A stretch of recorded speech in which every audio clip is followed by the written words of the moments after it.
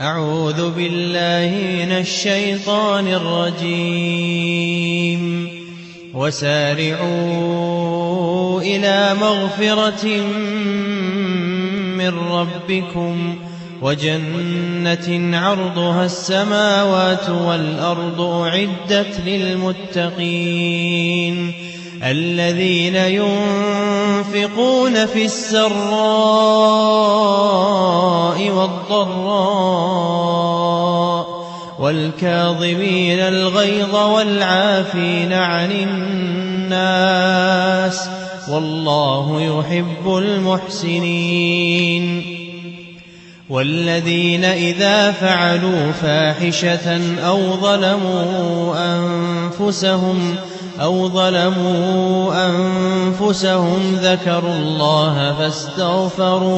ذكروا الله فاستغفروا لذنوبهم ومن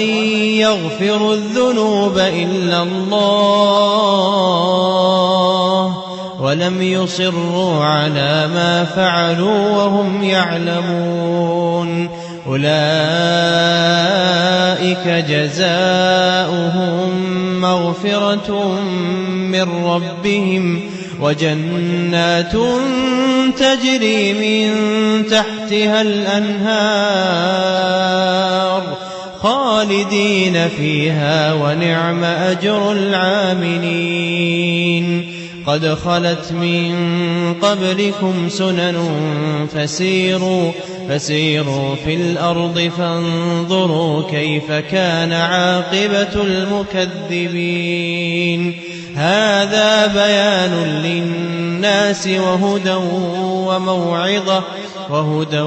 وموعظة للمتقين ولا تهنوا ولا تحزنوا وأنتم الأعلون إن كنتم مؤمنين إن يمسسكم قرح فقد مس القوم قرح مثله وتلك الأيام نداولها بين الناس وليعلم الله الذين آمنوا ويتخذ منكم شهداء والله لا يحب الظالمين